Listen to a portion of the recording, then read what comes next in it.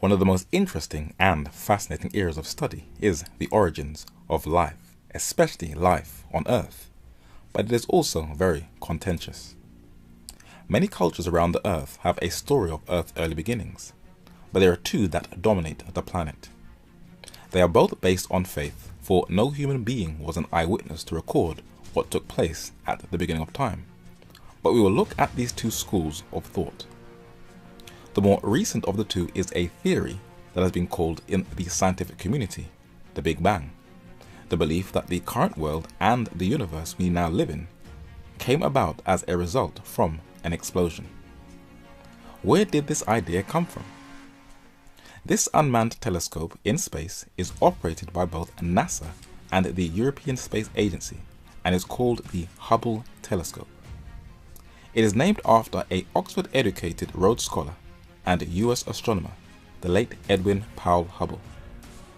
He played a key role in the development of modern observational cosmology with his telescope, where in 1923 he discovered a distance-indicating Cepheid variable star in the Andromeda Nebula. He taught that the universe is expanding, and it was labeled as Hubble's law. But he was not the first to make that assertion. He was preceded by another astronomer. This book, titled The Primeval Atom, was written by an unknown astronomer who has influenced modern thinking about the origins of the universe. His name is the Reverend Monseigneur Georges Lemaitre, a Belgian astronomer and a Jesuit-educated Catholic priest.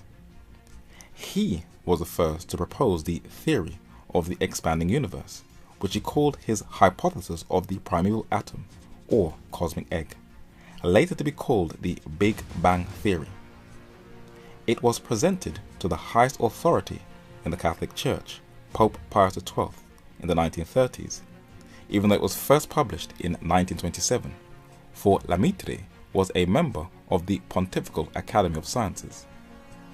He was also an acquaintance of the German-born theoretical physicist Albert Einstein, who is standing on the far right, Lemaitre standing in the center in this photo dated to 1933. They agreed on some points but clashed on others.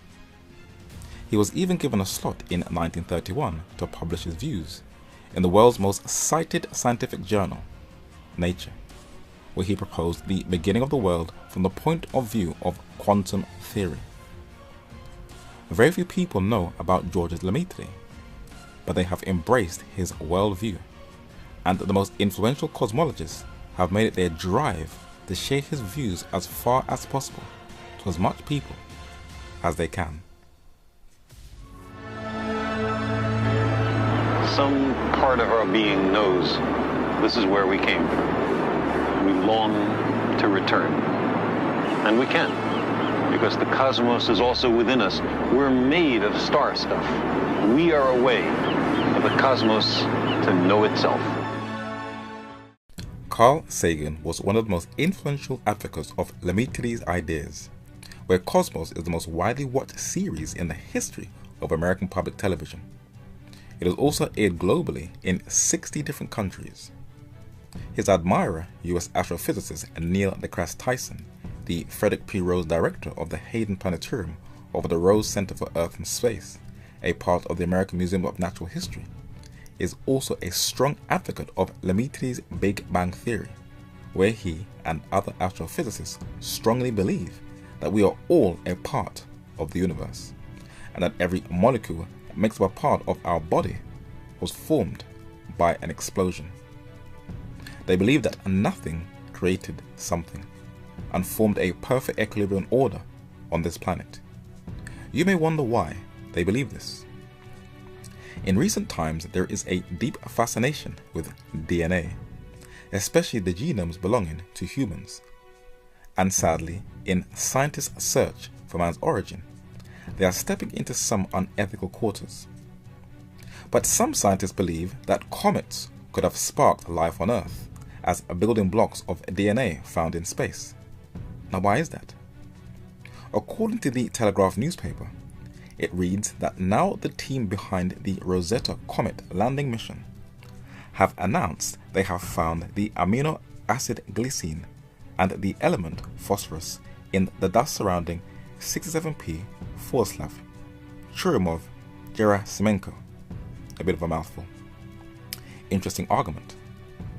Modern scientists are using DNA in an attempt to prove that human life came from space to solidify Lemitrie's Big Bang Theory. Now, this community of men and women would be classed as naturalists.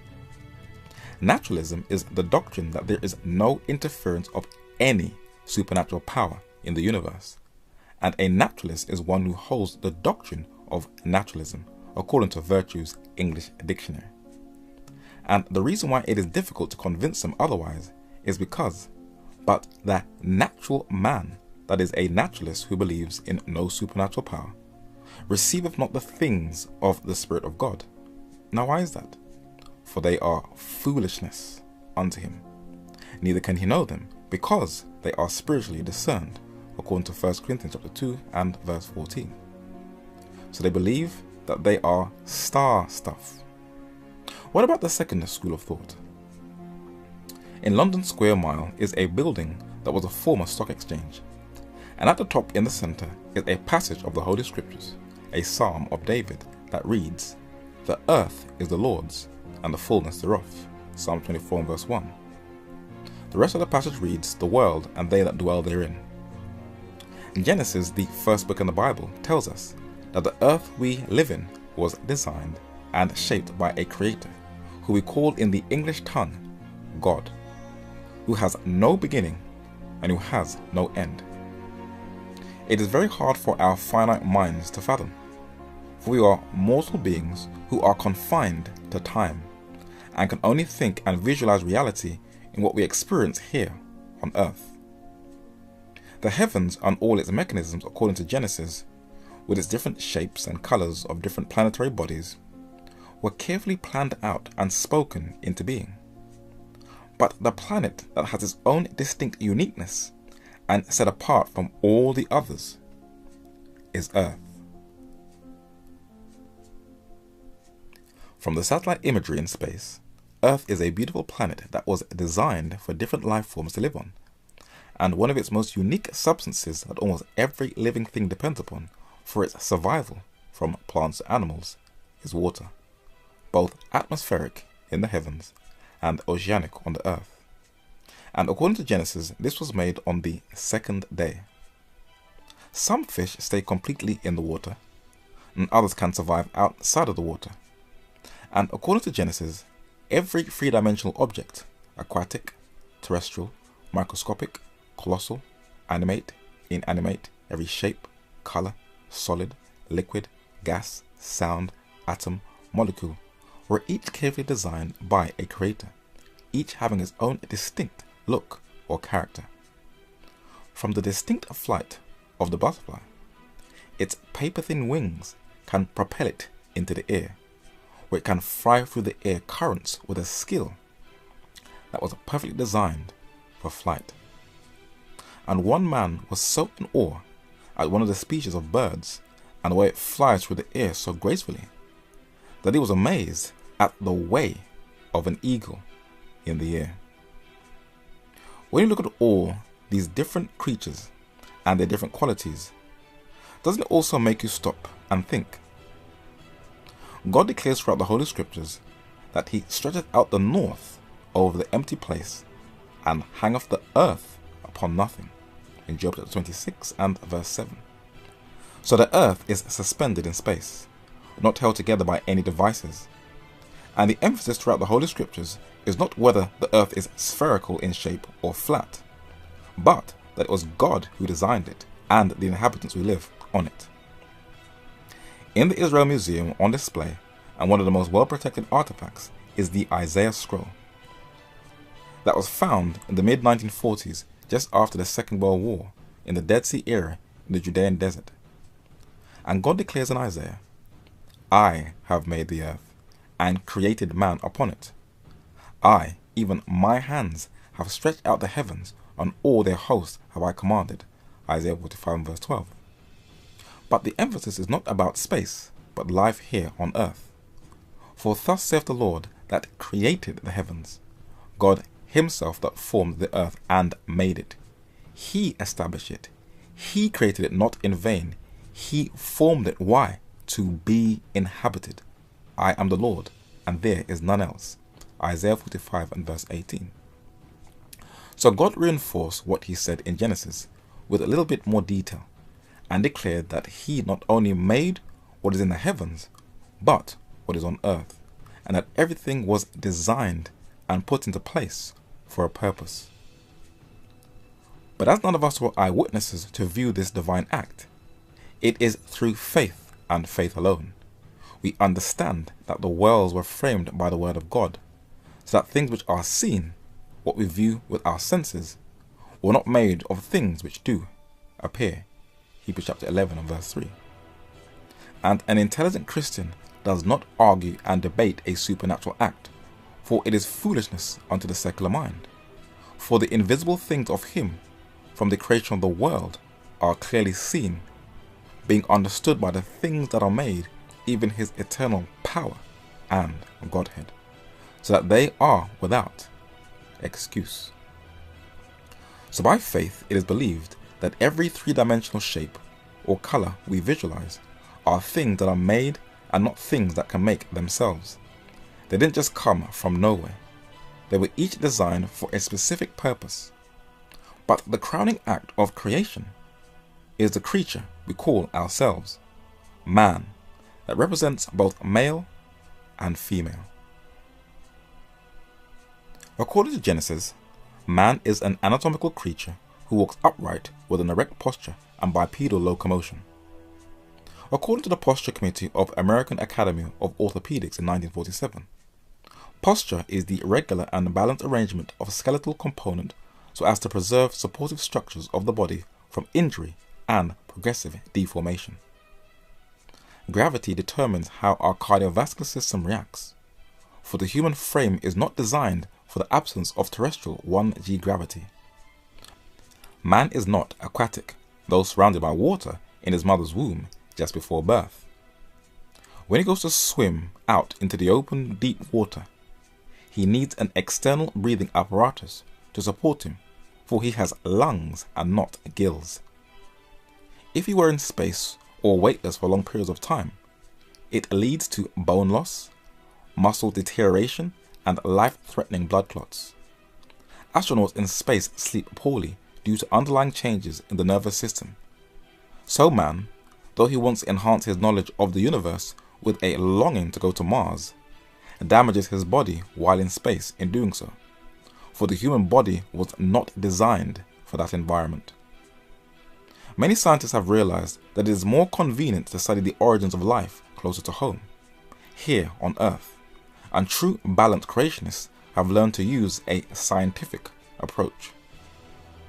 According to the Concise Oxford Dictionary, to be scientific is to use investigation, according to rules laid down in exact science for performing observations and testing soundness of conclusions, systematic and accurate.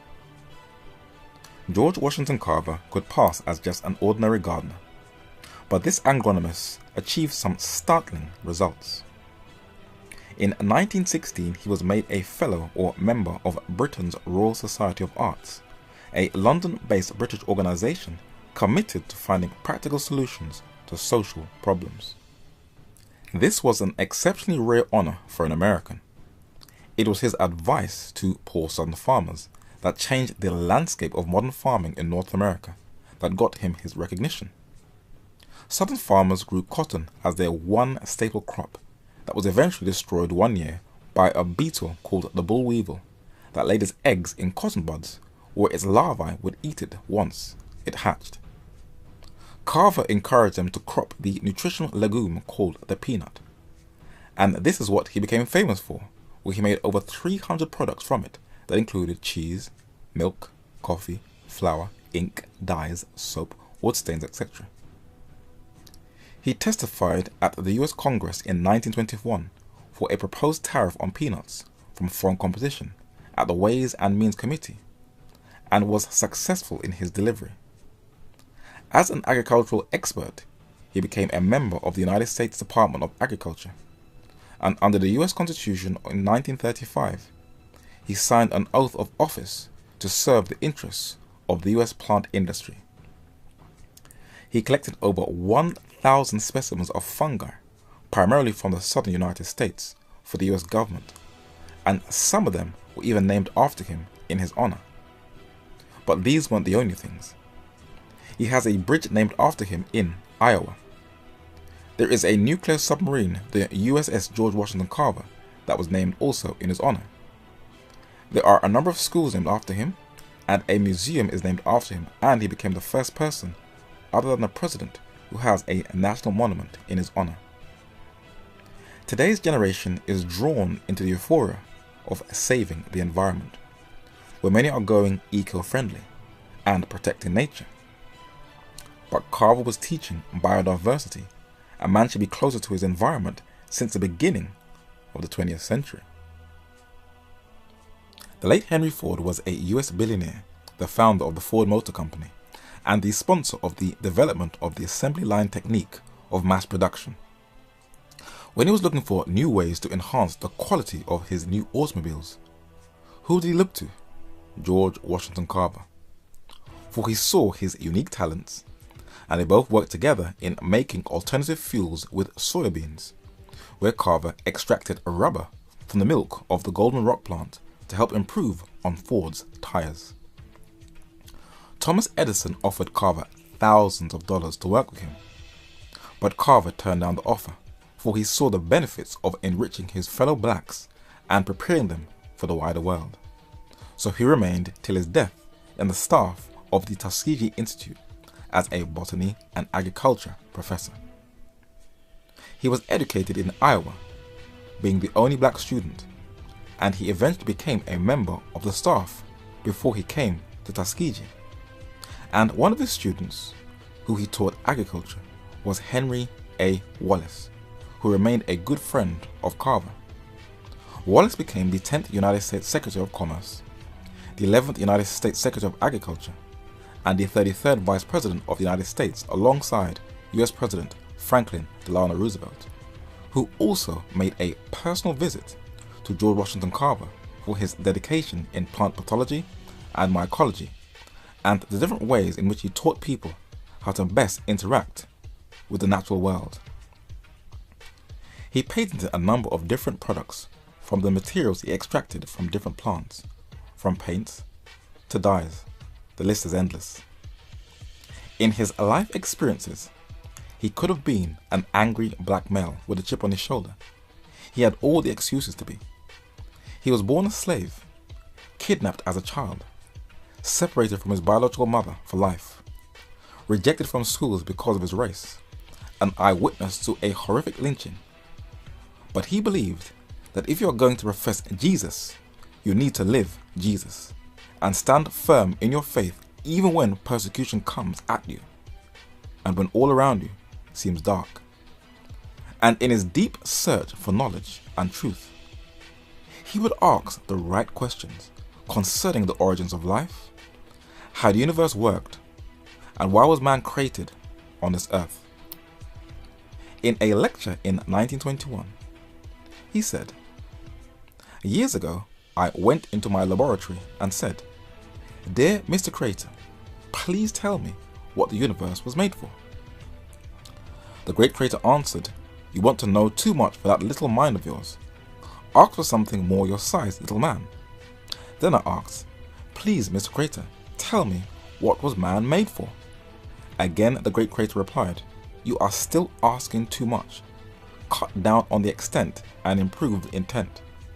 So then I asked, 'Please, Mr. Creator, will you tell me what the peanut was made for?'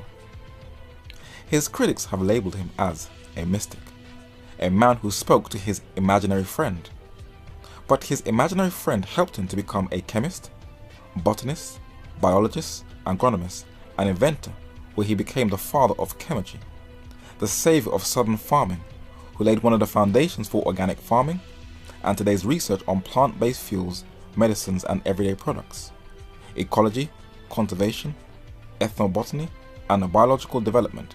And even after 70 years, after his death, he is still receiving posthumous awards. But he was not the only one who would ask questions about the origins of life and the natural world. There was also another brilliant mind. This man became a member of London's Royal Society. There is a bust of him in the British Museum, a carving of him in the grounds of the British Library, a statue of him among other scientists in a museum in Oxford in England. In London's Piccadilly Circus, his old house is now turned into a library that still stands, and his name is engraved on it, Sir Isaac Newton. He also lived in another house in Piccadilly Circus, and his name is also engraved on that one also. Sir Isaac Newton believed that the universe was a clock that was wound up at the beginning of time by God, and Newton's laws is the fundamental language of the universe, where he laid the foundation for modern physics. Like Carver, Newton knew the most effective way to understand how life works is by observation and experimentation. And through his painstaking efforts, he gave to us calculus, a quite complicated mathematical formula. He introduced to us the laws of optics by first starting by experimenting with his own eye. He also introduced the laws of motion and the laws of gravity. What goes up must come down. And he even named the different colors in the rainbow. In his deepest search for the knowledge of truth, a posthumous work of his The Chronology of Ancient Kingdoms was published. In his thirst to understand the origins of world empires, and he put together a chronology of world events using astronomer Ptolemy and historians Herodotus, Homer and Flavius Josephus, where he mentioned the ancient Nubian kingdom of Kush in northeast Africa, the vast Assyrian Empire that was once in modern-day Iraq, and the influence of the Greek culture and also different customs they adopted from surrounding nations. He mentioned Shabaka, one of the first kings of the Kushite kingdom who ruled the 25th dynasty of Egypt. The Assyrian king who is mentioned on Assyrian monuments and in the Bible, Esarhaddon, and Philip II, the founder of the Macedonian Empire and father to Alexander the Great. Modern telescopes that can magnify their huge lenses into space are modelled after his development and his inventions. And while modern naturalist cosmologists try to dismiss and rule out God as the creator of the universe, not Newton. For in his most famous work, he published in 1687 the Mathematical Principles of Natural Philosophy. In his deep search to find out the origins of life, this was his conclusion. Because the parts of space cannot be seen or distinguished from one another by our senses, therefore in their stead we use sensible measures of time. Of this sort is gravity, by which bodies tend to the centre of the earth's magnetism, by which iron tends to the lodestone, and that force, whatever it is, by which planets are perpetually drawn aside from the rectilinear motions which otherwise they would pursue and made to revolve in curvilinear orbits. The most beautiful system of the sun, planets and comets could only proceed from the counsel and dominion of an intelligent and powerful being. God is the same God, always and everywhere.